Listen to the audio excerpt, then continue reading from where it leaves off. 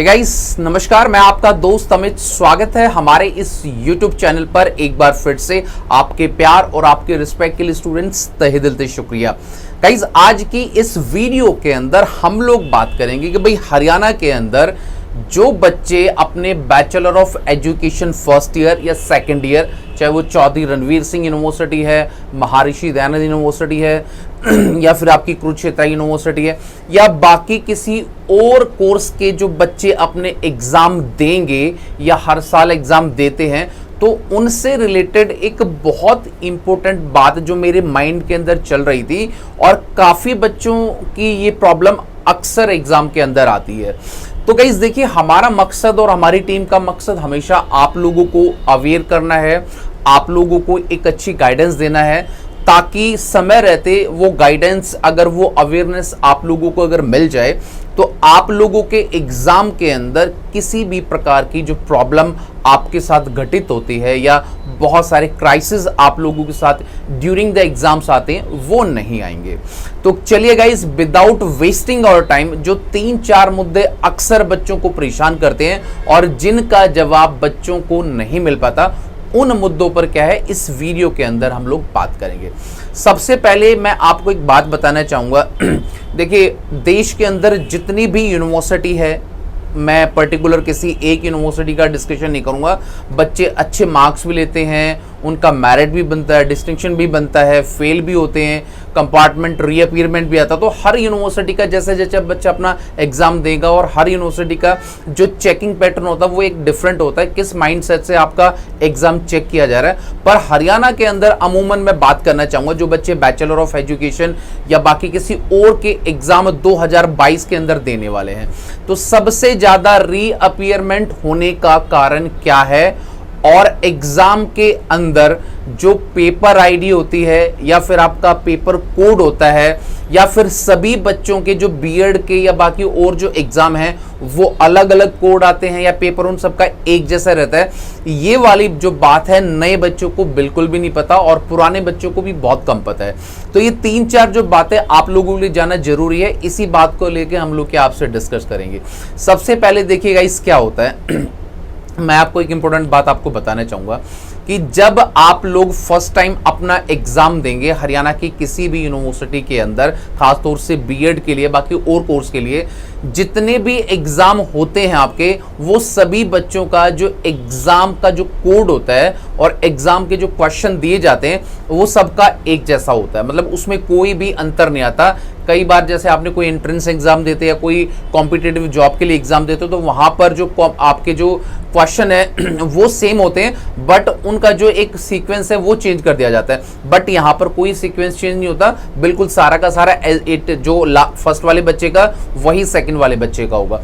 अब सबसे बड़ी बच्चे गलती क्या करते हैं इसके अंदर कि भाई आप लोग एग्जाम देने चले गए, क्योंकि देखिए दूर दराज से बच्चे एग्जाम देने हरियाणा के अंदर आते हैं और उनको गाइडेंस भी नहीं हो पाती है, तो फटाफट वो एग्जाम सेंटर में लेट पहुंचते हैं या फिर अच्छी तरह से जाते हैं। जो इन्विजिलेटर होते हैं उनको भी बहुत ज़्यादा जानकारी नहीं होती, वो उनको भी डांट देते हैं कि आप क्या पहली बार एग्जाम दे रहे हो। ऑब्वियस सी बात है यार, पहली बार एग्जाम देंगे जब तो वो आपसे पूछ रहा है, बट उनको भी नॉलेज नहीं है क्योंकि कहीं से भी उठा के इन्विजिलेटर को सेट कर दिया जाता है। अब यहाँ पर जब आपके एग्जाम के अंदर जो पेपर आईडी और जो पेपर का जो कोड होता है आपका, मान लो जो आपका क्वेश्चन पेपर है, जब आपकी ओएमआर शीट आपको मिलती है, आपकी आंसर शीट, उसका जो पहला पेज होता है उसके अंदर आपको अपना जो रोल नंबर है वो प्रॉपर तरीके से डालना होता है। आपका जो पेपर का जो आईडी होता है, मान के चलो जो पेपर का जो आईडी है वो आपके रोल नंबर के अंदर मेंशन है। जिस भी सब्जेक्ट का एग्जाम हो, कई बार बच्चे वही डालना भूल जाते हैं। उसके बाद क्योंकि यहाँ पर पर्टिकुलर कोड के हिसाब से ही क्या है, बच्चे का जो एग्जाम उसने आंसर शीट पे लिखा है उसको रिकॉग्नाइज किया जाता है, जल्दी जल्दी के अंदर बच्चा उसको भूल जाता है। और कई बार क्या होता है, इंटरचेंज हो जाता है। मान लो जो पेपर कोड की जगह तो आपका क्वेश्चन पेपर आईडी लिखा जाता है और क्वेश्चन पेपर आईडी की जगह आपका पेपर कोड लिखा जाता है, जो बिल्कुल पजल हो जाता है। देखिए गाइस, आप लोगों के जो एग्जाम है वो गवर्नमेंट एम्प्लॉय, जो स्कूल, जो आप कॉलेज के जो लेक्चरर होते हैं वही चेक करते। कोई भी आदमी इतनी ज्यादा बोधरेशन नहीं ले सकता कि उसको बैठकर वो ठीक करे कि भाई बच्चे ने कोई चीज तो गलत लिखी है। वहां पर एक खाना पूर्ति कर दी जाती है और बच्चे का जो रीअपीयरमेंट है अक्सर काफी बच्चों का सुनने में आया और हमारे बच्चों के साथ भी ये चीज घटित हो जाती है। तो इसलिए ये अवेयरनेस आप लोगों के लिए बहुत जरूरी है। चाहे आप अपने एग्जाम के अंदर 10 मिनट या 5 मिनट या 7 मिनट अपने एग्जाम को लेट स्टार्ट करो, पर जो पहली आपका जो आंसर शीट है उसमें अपना जो नाम होता है, आपका रोल नंबर होता है, आपका पेपर आईडी, पेपर कोड आपका किस डेट को, वो एक राउंड फिगर में आपको ओएमआर शीट के तहत भरना होता है। उनको आपको प्रॉपर तरीके से लिखना होता है, क्योंकि 90-70% जो रीजन होता है बच्चे को रीअपीयरमेंट का वो वही होता है। उन बच्चों का चेक एग्जाम हो ही नहीं पाता। फिर बात बच्चा सोचता है कि वो रीचेकिंग रिवोल्यूशन का फॉर्म भरता है, बट वहां भी उसको कुछ हेल्प नहीं मिलती। जब बच्चा पर्टिकुलर किसी एग्जाम के लिए आरटीए लगाता है जिसकी फीस भी बहुत ज्यादा है और कई बार उसका रिवर्ट आ भी नहीं पाता है, तो वहां पर पता लगता है कि आपने ये चीजें मेंशन ही नहीं करी। तो यार इतने में कम से कम 4 से 5 महीने निकल जाते हैं। और आप लोग जो सेकेंड ईयर में हो या जो फर्स्ट ईयर में हो, जब आप लोगों का रिजल्ट आना चाहिए वो रिजल्ट आपका 3 से 4 महीने अगर लेट हो जाता है तो ऑब्वियसली बात है यार, आपको मेंटल जो प्रेशर वो डेफिनेटली रहेगा। तो आपको जो एग्जाम है वो सबका एक जैसा रहेगा। और दूसरी बात क्या है कि आपका जो पेपर आईडी है और जो क्वेश्चन पेपर जो आपका नंबर है वो बिल्कुल डिफरेंट होता है। ये चीज आप लोगों को ध्यान रखनी है।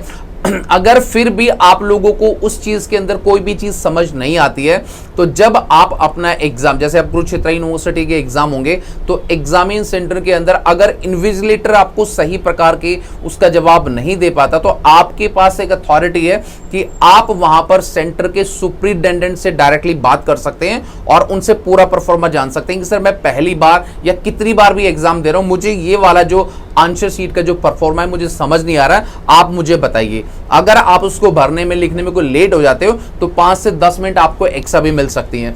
तो गाइज आपका जो भविष्य है वो आपके हाथ में है। इन्विजिलेटर को सिर्फ 400-500 रुपए मिलते हैं पर डे के, वो अपना 2 या 3 घंटे टाइम और चाय पी के स्पेंड करके चला जाता है और आप लोगों की जो 2 साल की मेहनत होती है वो 2 सेकंड के अंदर, 5-10 मिनट के अंदर चकनाचूर हो जाती है।